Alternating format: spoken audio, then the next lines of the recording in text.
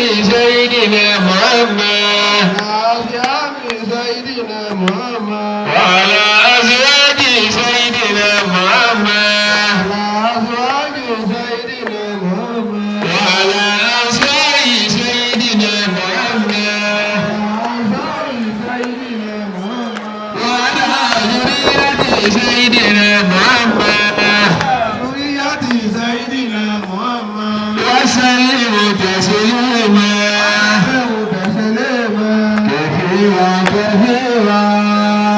كثيرا. We will have had the restructuring, whether the people are in need of it or not. But that notwithstanding, it is the fear of, have we really done it well? It is the fear of, we don't want Nigeria to break.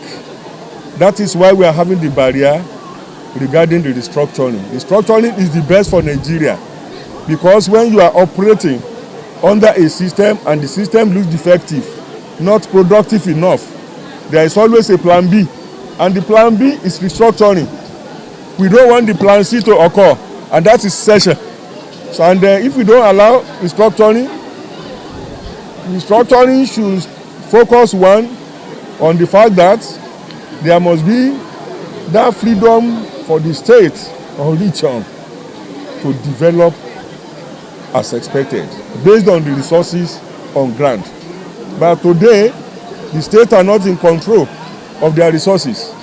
Today, the local governments are not even being recognized by state except to be taken care of as a surrogate. And it's not just supposed to be like that. That's why even at the grassroots level, you have a lot of problems on ground. Poverty at height, the road transportation system at height. We are having problem mainly because we are not having functional local government system. So everything is defective, and so the restructuring is inevitable. But the way we go about it, we need to go and study the patience, the perseverance, the research orientation, given Brexit, to be able to have its way finally without bloodshed. Because much as you say you are fighting for the cause of the masses, and there is a problem along the line, the masses are dying, and you run away overseas. There is no sense in that. So we must handle this particular matter in a way that we show that we respect art, that we respect science, and that we respect technology. So once we take care of that, the scripture itself must have been taken care of, because it is through all this media that we can operationalize the subject matter of the Quran, of the Bible. So first and foremost, let us create an environment of peace. That is germane. Let's create an environment of justice. The judicial system is saying we want autonomy, financial autonomy. Let us give them.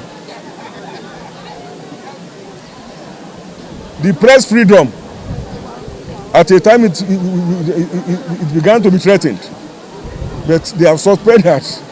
Without press freedom, there is no way any government can have a success, because the press is the light of the world that will shed light on what is happening, so that you are able to use SWOT analysis and smart concepts to be able to really know what is at stake and why do I need to restructure, why do we not need to restructure. And the area of spirituality is dead in Nigeria, because even with before the advent of Christianity and Islam, there was river divinity that used to give them directive and directions to do things. Now there is potency of prayer in the Bible and the Quran, but the way we go about it is half aside. No more sincere religious leaders, no more sincere traditional rulers. So all these things need to be corrected. Everybody is a stakeholder when it comes to molding Nigeria for better. And we must be very, very much concerned because of the youth. The youth are the leaders of the nearest tomorrow we are looking at. If you do not really package them well, if you don't empower them well, there will be problem in future because they will be incompetent in managing the affairs of Nigeria. This is why we need to really involve all those people that are directly or indirectly affected, the youth, the vulnerables. That is why you need to uphold the sanctity of inclusive society as been rolled out by United Nations. What do we mean by sustainable development? Sustainable development that will take care of the wellness of the people and take care of the ability of those people, the youth, to be able to really stand on their own to manage the country when it is their turn. Ní ṣókí Yorùbá sá, kí ni ọ̀nà àbáyọ sí àwọn ìpèníjà ta ní lórílẹ̀-èdè? Àwọn ìpèníjà ta ní lórílẹ̀-èdè yìí ká àkọ́kọ́ ọbẹ̀ ni wípé constitution wa kí wọ́n ṣe amendment sí gbogbo ohun tẹ́ ẹ bá ṣe nípa pé ẹ fẹ́ káwọn ènìyàn kí wọ́n nígbàyé gbádùn gidi ẹ gbọ́dọ̀ jẹ́ kí wọ́n ó ní ṣe kí wọ́n ní pé àfẹ́ ìyẹn lẹ́ ń pè ní referendum kí wọ́n lọ ṣàtúnṣe sí. Ẹlẹ́kejì ó ní wípé gbogbo àwọn ènìyàn tá a fi ta kókó ipò yálà nípa ẹ̀sìn yálà nípa ètò ẹ̀kọ́ yálà nípa ètò àṣàǹṣe ìṣesí wa kí gbogbo wọn àti gọ́fìmẹ̀ntì wa kí gbogbo wọn ó jó lóòótọ́ kí wọ́n dẹ̀ jẹ́ni tó fẹ́ràn ara wọn torí wípé láìsí ìfẹ́ láìsí níta lè pè ní fọwọ́sowọ́pọ̀ bí òǹkálukú ọkàn sáàmọ̀ sọ̀rọ̀ ni òǹkálukú ọmọ sọ̀rọ̀ torí gbogbo alọ̀jọ̀gbọ́n Nàìjíríà kò sẹ́ni tó fẹ́ sọ pé òun jẹ́ kẹ́kọ̀ọ́ tó ń gbà sí ti mọ gbogbo ohun tó yẹ bá a bá ta tá a bá tọ̀ ẹ̀rùn onídìí ní ọ̀dà gbogbo ohun tá a bá lè sọ pátá ẹ̀jẹ̀ á rí wípé à ń ṣiṣẹ́ ẹ̀tọ́ kó lè bá a di wípé gbogbo rẹ̀ yóò wá sùn wá bọ̀ restructuring à ń pa pé ká ṣe àtúnṣe sí gbogbo àwọn ibi tí nǹkan wà òun náà ni ẹ̀jẹ̀ á ṣàwòkọ́ṣe UK Britain wọ́n ẹ̀wọ̀ ọdún tó gbà wọ́n ọ̀dẹ̀jà ọ̀dẹ̀sẹ́nìkan tí wọ́n tàjẹ̀ rẹ̀ sílẹ̀ ẹ wò ó nígbà ọ̀yá wọ́n tẹ́wọ́ gbà lẹ́yìn rẹ̀ kò dẹ̀ bu wọ́n rú torí pé wọ́n ti ṣe ọ̀pọ̀lọpọ̀ ọṣẹ́ lórí rẹ̀ ìyẹn náà ní kẹ́ ẹ jáwọ́ àkókò ṣe rere ká mọ̀ fọn rere pa afẹ́ pín afẹ́ ṣe kọjá wípé orí àwọn mẹ̀kúnnù tí ò rí jẹ iná lẹ́ẹ̀mọ́ fi fágbọn ẹ̀jẹ̀ amú yẹn kúrò ńbẹ̀ ẹ̀jẹ̀ àjọ fọwọ́sowọ́pọ̀ kí gbogbo àjọ mọ̀ ibi tá à ń lọ Nàìjíríà yìí Ọlọ́run níjọ́ dàrú.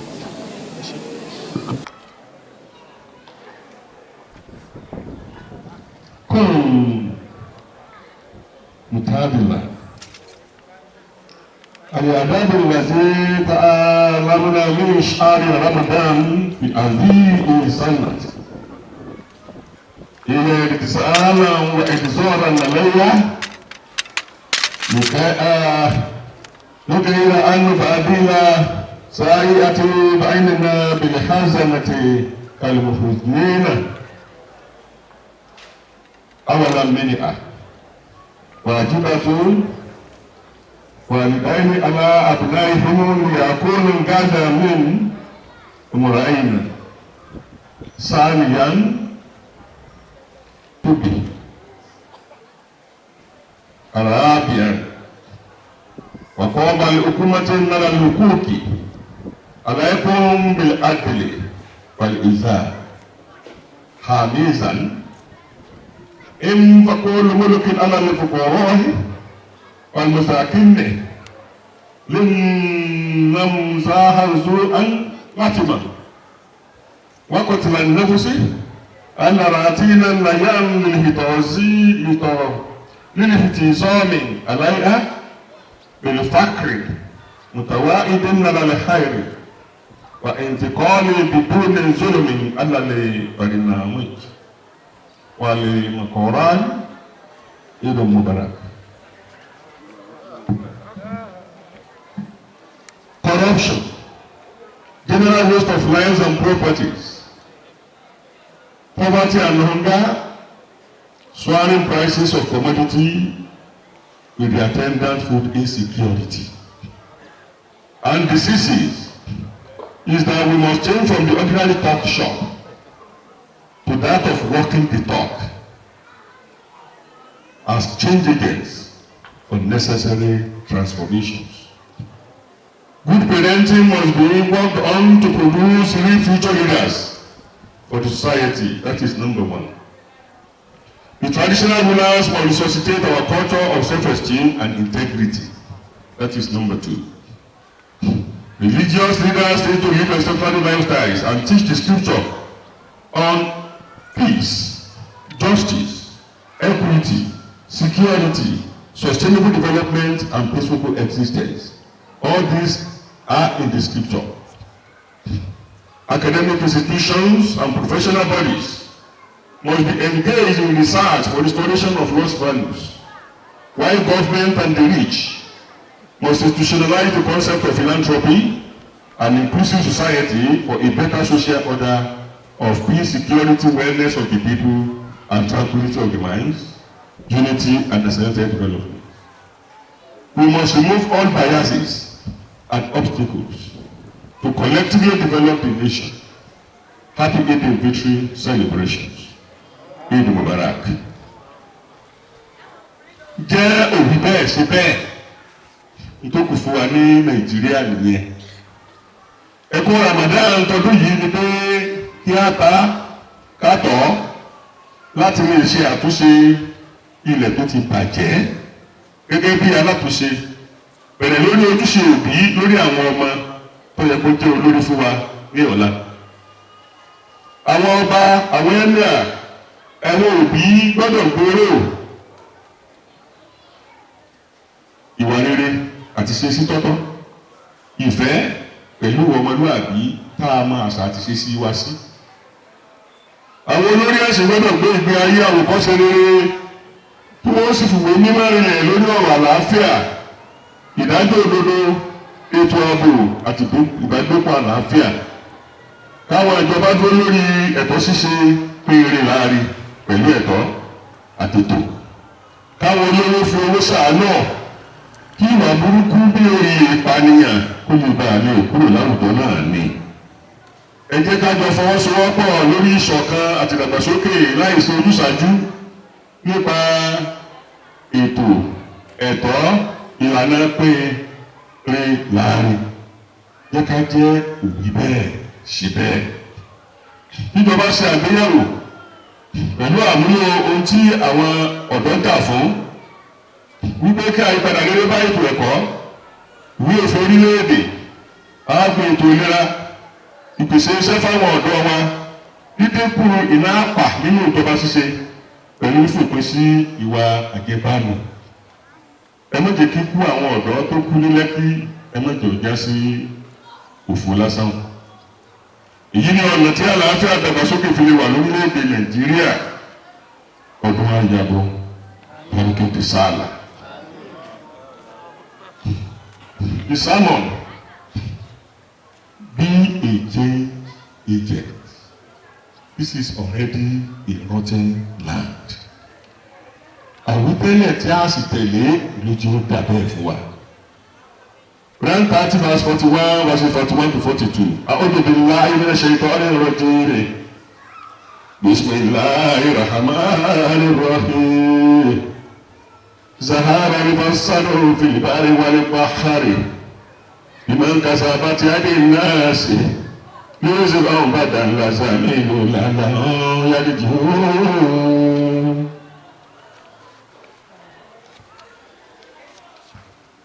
Ṣe rọ òfin àdúgbò àìlákèésí àwọn àgbààgbà àtàìṣetán àti ṣàtúnṣe ni ìwà àbàjẹ́ ní gbáwájú tọ́lọ́ òfin yarí fáwọn ẹ̀dá tó dá. Ẹ lè máa balẹ̀ tí mo dá pẹ̀lú mímọ́ tí mo sì máa mọ̀ máa fi ṣe àkóso lórí rẹ̀ tí ẹ máa fẹ́sùn. Tí a gbé náà ló tàtàrẹ́ tó fi di pé sójà ń para wọn láti pẹ̀tù ìjọba mọ́ra wọn lọ́wọ́ tó wá láǹdì ara wa sí fratricidal war of shame ìyẹn ló bu ojúkú àti Nàìjíríà. More than 3.5 million ló bá lọ. ṣe ẹ̀jẹ̀ àwọn yẹn tá a bá ṣàtúnṣe sílẹ̀ yìí reconciliation and rehabilitation process tá a ṣe dáadáa ni. And that is why today you still see some agitations that we must restructure. You see some agitations that we must succeed. Orí ìbátúnṣe yẹn ò tó náà ní láti ṣàtúnṣe yìí kò sẹ́ni tí wọ́n máa kanra. Anybody ló lè wà lórí ìjọba Ọlọ́run ní bí ní sọ pé máa wà ń bẹ̀. Mo bá wà ń bẹ̀ Ọlọ́run méjì àṣẹ sí. Walk the talk. Ọlọ́run ní liman takunu ma la tafalun. Kabla makta indallah àtàkùnmọ́ àtàfàlù. Àní ẹ̀ṣẹ̀ gbogbo ọ̀rọ̀ Nàìjíríà kìí ṣe ti ìdílé kankan. Àpèyí síbẹ̀. Hold all these things in trust for them. Ohun tó lọ ń sọ ònìyẹn ẹ̀jẹ̀ tẹ́ ẹ̀sìn tẹ́ náà nìyẹn.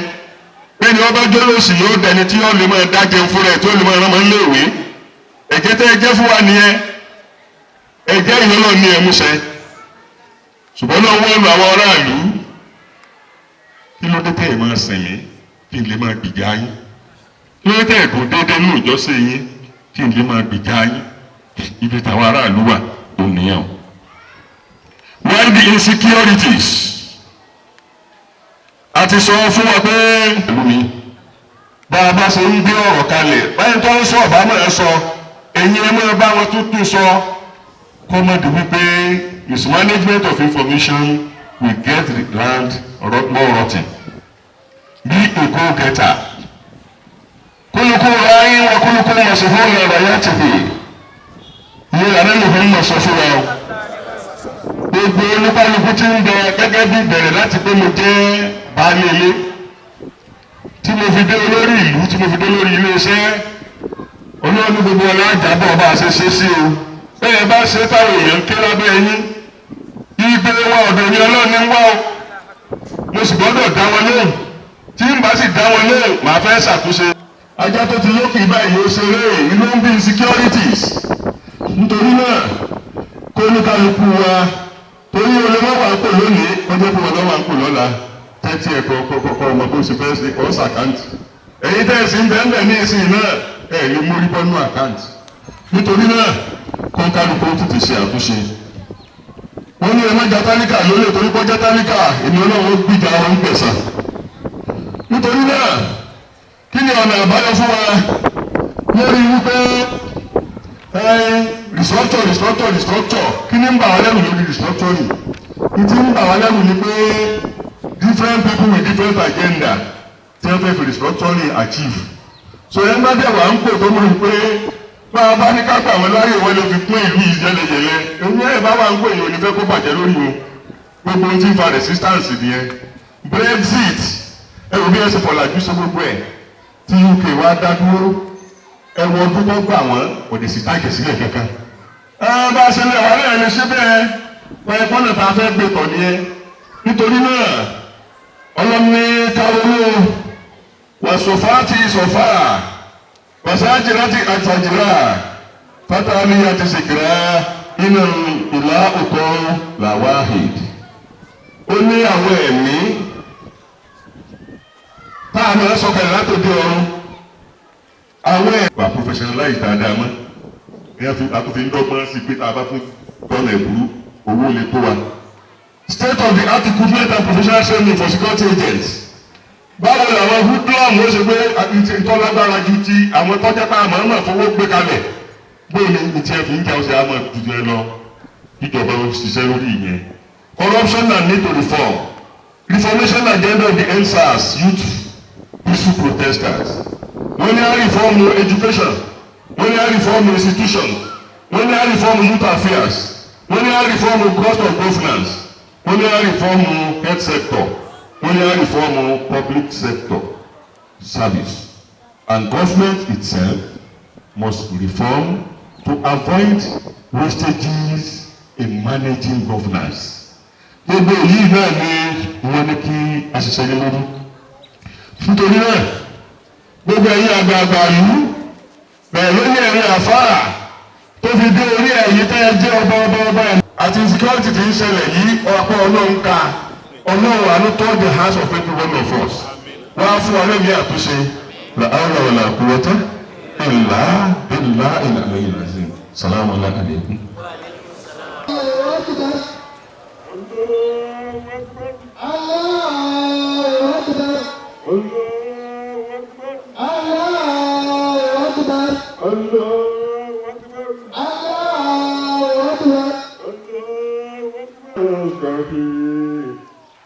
اهدنا الصراط المستقيم صراط الذين أنعمت عليهم غير المغضوب عليهم ولا الضالين.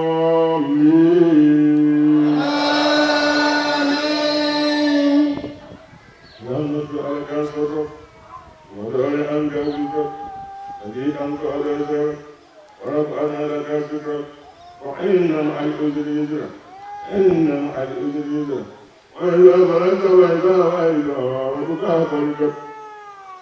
الله أكبر الله أكبر.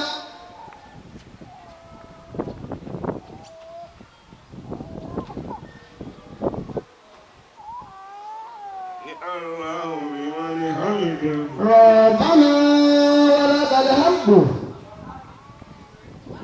الله أكبر الله أكبر.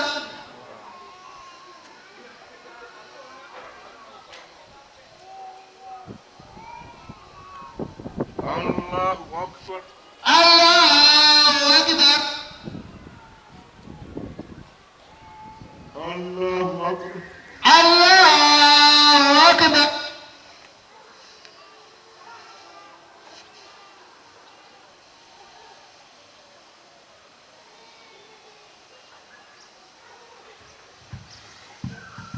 الله أكبر الله أكبر. الأمر إياك نستعين اهدنا الصراط المستقيم صراط الذين أنعمت عليهم غير المغضوب عليهم ولا الضالين. آمين. إلى إبراهيم شرافه إلا تجد المسأل وليقرب صلبي الذي يكرم من جوح ومنعه من حال.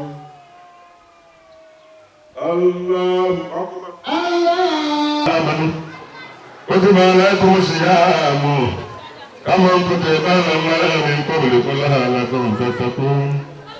وإذا سألك عبادي عني فإني قريب أجيب دعوة الداعي إذا دعاني فليستجيبوا لي فليؤمنوا بي لعلهم يرشدون.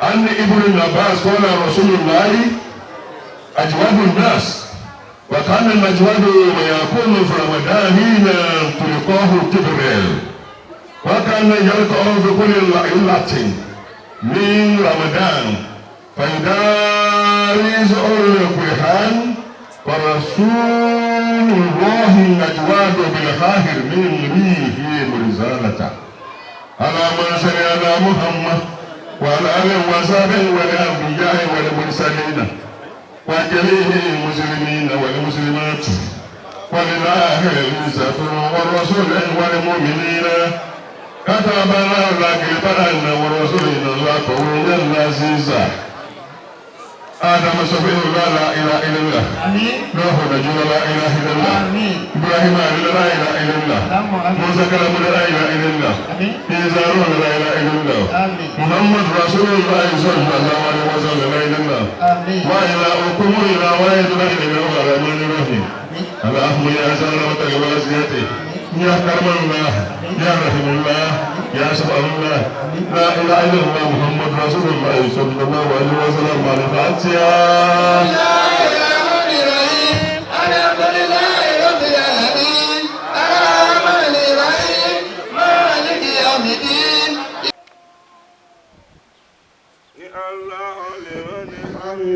ربنا ولك الحمد. الله أكبر الله أكبر.